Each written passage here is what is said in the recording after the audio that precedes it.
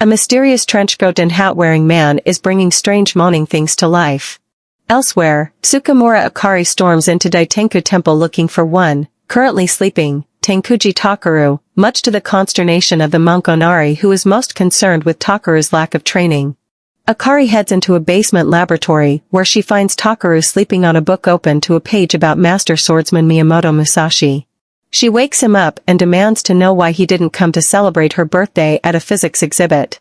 Takaru says he wasn't interested in such an exhibit, instead wanting to read his favorite book about famous icons of the world, given to him by his father.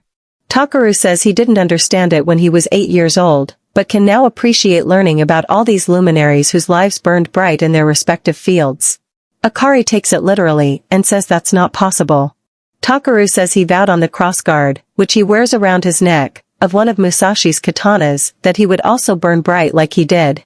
He wants to become a master ghost hunter, but he's never even seen a ghost. Akari laments him being so unscientific. Onari comes running downstairs and asks them to come watch the breaking news. There's been a rash of mysterious occurrences around town, including cars getting sliced in half and an amusement park ride full of kids and their families getting hurled at a tower, killing them all in a huge, fiery explosion.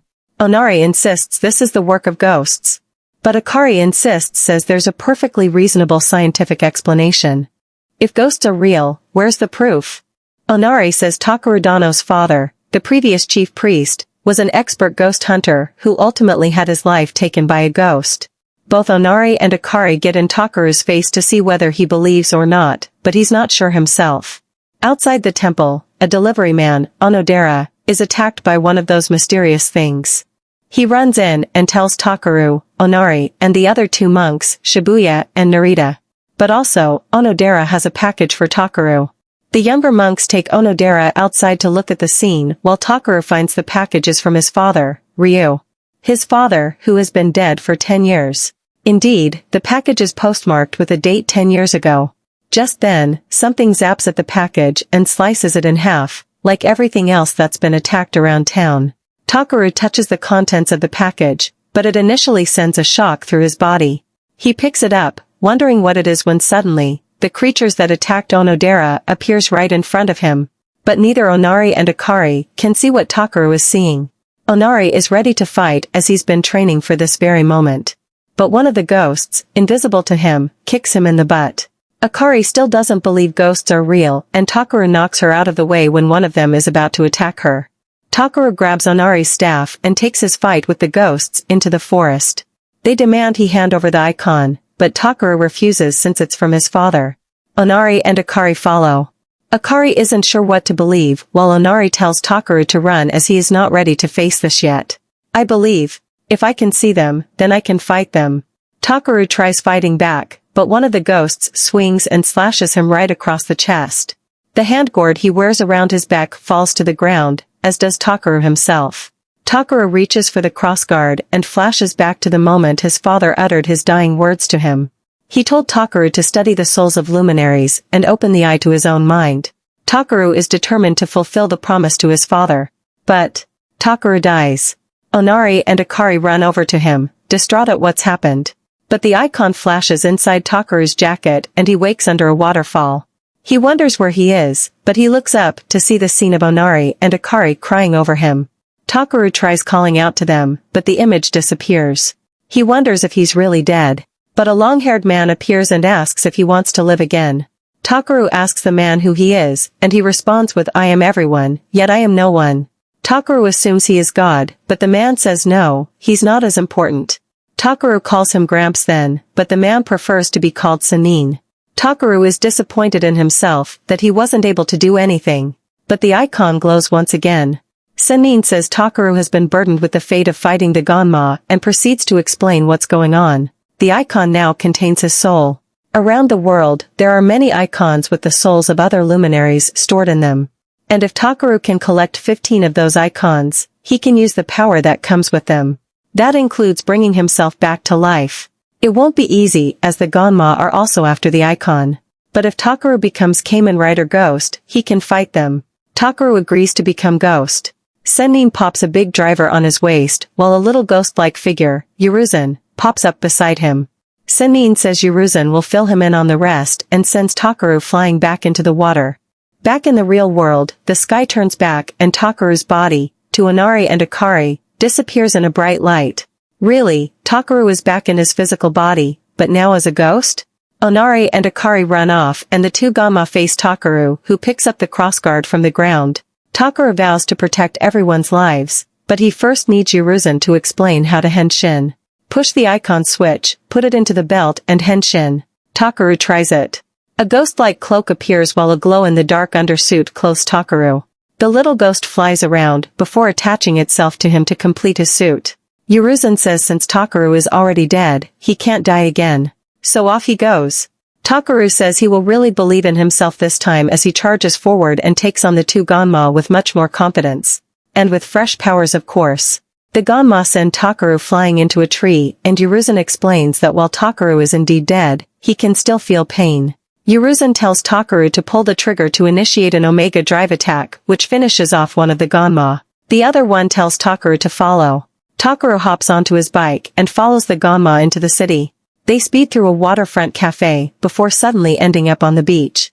The gavv summons a dozen foot soldiers, but Takaru won't give up. Suddenly, Musashi's crossguard glows. Uruzan excitedly tells him to seal it by drawing an eye with his fingers. Another little ghost thing flies out and Uruzan tells Takaru to hurry and use Musashi's power. The gavv tries to attack the little ghost, but Sennin appears in the sky to block it. He tells Takaru to synchronize with Musashi's soul, to borrow his power as Kamen Rider Ghost can use the power in luminary icons to fight. Musashi's spirit flies into Takaru's belt and out pops a new icon. Takaru uses it to up henshin to Musashi, which includes a new cloak and helmet, and is now able to easily take care of the foot soldiers. Takaru turns his attention back to the gavv and they fight. Uruzan tells Takaru to hold the sword in front of the belt for an eye contact, which will power it up for an Omega Slash. The second gavv is destroyed along with its icon.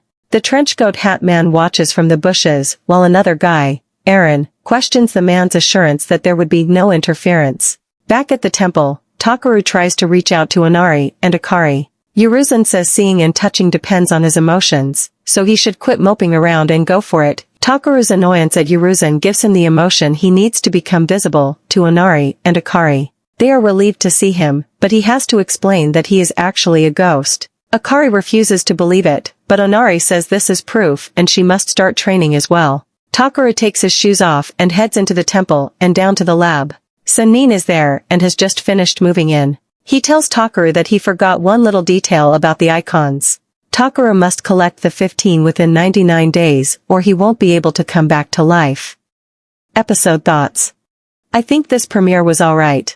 It was a little busy, maybe even too much so. But first episodes usually are, as they try to squeeze in as much foundation and lay as much groundwork as possible. Takaru is charming without being too goofy. He's even less goofy than Kota was at the start of game before all the SHT went down. But Takaru seems like a good guy to start and I like the backstory with his father.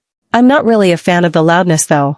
Not just one, but two characters who seem to have bathed in energy drinks or something. Seeing Onari and Akari clashing over the supernatural and science can be fun and an interesting ongoing thread. But they need to do that without screaming at each other and at Takaru or acting like they've swallowed a barrel of Coke, either the powder or the soda. Uruzan is cheeky and also talks a lot, but seems much more enjoyable and less annoying than Onari and Akari. I like the idea of Takaru needing to collect the 15 icons since that, at the very least, gives a purpose to him and the season. Even if the villains don't have a clear endgame, at least our hero does. Ghost's design is alright, but is the horn thingy supposed to be some ghost-related thing in Japan? I think the dark suit and a hornless, simple helmet would be excellent, especially since he has a cloak anyway. Takaru sits wondering why his father planned for all this to happen. Akari suggests Takaru go to the hospital, but Onari doesn't agree. They both pull at him and he decides to go invisible to escape to the lab. Grandpa Sennin is there reading Takaru's Luminaries book. Takaru asks for a little more clarification about his mission.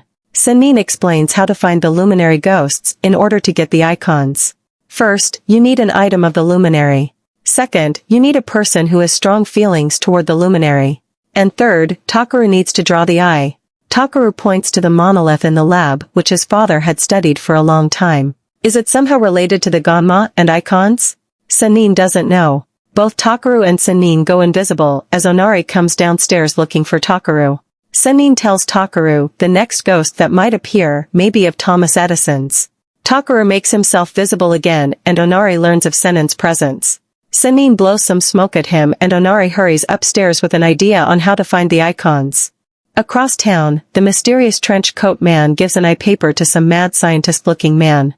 Next morning, Onari is telling Shibuya and Narita that they will be investigating strange phenomena and incidents that happen around town. At the university, a professor asks Akari to looking into some unexplained power outages. She finds the strange happenings are centered around Sonoda Motors' now Sonoda Invention Lab inside. The scientist from last night, Sonoda, is working on something as a ganma watches over him and lays some knowledge into him. Akari enters, but Sonoda just yells at her to leave. Takaru and Onari arrive thanks to the investigative skills of Shibuya and Narita. Sonoda continues yelling at them until Takaru acknowledges his quote from Edison is correct. Sonoda shows Takaru his Edison collection, including the light bulb Edison used in his experiments. Takaru sees the ganma and demands to know what he's making Sonoda do. He tries to get Sonoda to understand, but the scientist doesn't care and would give up his life to become famous for his experiments. Hearing this makes Takaru upset. Life shouldn't be taken so lightly. Sonoda yells at them to leave again and the ganma decides to help them along. Takaru henshins, and they take the fight outside to a children's playground. Takaru protects the kids playing there and goes Musashi to try and defeat the ganma. But Uruzan flies in and says that's not a good idea. And sure enough, Takaru's two Musashi swords easily attract the electricity coming from the ganma, who easily escapes. Takaru returns to the lab where Sonoda has disappeared. No worries though, because Onari says he can take care of that. Takaru and Akari take a walk. Takaru is sad when he sees a group of high school students having fun and enjoying life. He was just like them only a week ago, but now. Akari tries to cheer him up and says she's sure he'll be able to come back to life. For the first time, Takaru expresses his uncertainty in finding the icons and accomplishing his mission. Akari says she may not believe in ghosts, but she believes in Takaru. Akari asks him to remember the courage test from when they were kids. Takaru was very cool and brave back then. He even promised to protect her. She teases him and pushes him into the fountain, helping to lighten the mood. Back at the temple, Takaru meditates and reaffirms belief in himself. He diligently trains next morning as Onari says he's found Sonoda's location. Akari comes with and they find Sonoda just as he's completed his so-called transfer device that will put him on the same level as Edison / bring Edison back to life / something. He switches it on, but turns out the ganma worked it so the device actually creates a huge ganma hole. Sonoda says he can't stop it now once it's been activated, but Takaru encourages him to not give up. Sonoda's light bulb shines bright and Uruzan urges Takaru to draw the eye. This is it. Takaru henshins, knocks the ganma out of the way and draws the eye which unleashes Hood Edison from the light bulb. But the ganma takes the power and turns into some big bouncy transformer. He jumps out with Akari falling on top of him. Takaru pursues on his bike, but gets knocked off. The ganma drops Akari, but a big pirate ship arrives to catch her and safely set her down on the ground. Uruzan explains that the ship is Captain Ghost and belongs to Takaru. Uruzan tells Takaru to combine with Captain Ghost to form the iguana Ghoststriker. While the iguana takes care of the ganma, Uruzan tells Takaru to plug the ganma hole with a huge eyeball. Uruzan disappears with Captain Ghost and Takaru finally is able to go Edison to finish off the ganma for good. Aaron and the mysterious man are again watching from nearby. Takaru gives the icon to Sonoda, but he hands it back as token for opening his eyes. Takaru heads back to the lab looking for Grandpa Sennin, but instead sees an old phone which turns out to be a direct line. Gramps is not interested in talking right now though, as he's busy. Upstairs, Onari and Akari argue over what happened today. But Takaru comes up and tells them he has decided to become a ghost hunter to help him defeat the ganma and find the icons. He asks both Onari and Akari to help him and they agree. Episode thoughts. So loud. Seriously though, why must everyone be screaming? It's really annoying me for some reason. Maybe since it's the only thing that I don't really like so far, I'm paying more attention to it. But I guess the screaming comic relief from Onari and Akari, and any guest character for the week, is being used to balance the possible grim / macabre theme of Takaru being dead. At the same time though, I absolutely love the scenes where Takaru is kinda hurt by everyone else being so easygoing about life or taking life for granted. Him getting emotional about his present situation and especially Akari actually calming down and being serious for a minute was awesome. If I had to choose, I'd rather have more of that and less of Onari and Akari sight gags. They can do funny without the over-the-topness of all that. At least Takaru is the normal one, which is most important I guess. You of course want the main, title character to be likable and not annoying. Henhsin seems like a random person to draw power from. But I guess that's why I prefer the TVN use of Luminary over OT's hero translation since Henhsin isn't really someone you'd consider a hero in the same sense as a Musashi, but he is a luminary in the sense that he was a great man with a huge contribution to the world. I guess that goes along with one of the themes of the season, shining your light and making your life worthwhile. I guess. Good message. Ghost ships, iguanas, and dancing cloaks are all amusing as well. Overall, a solid episode.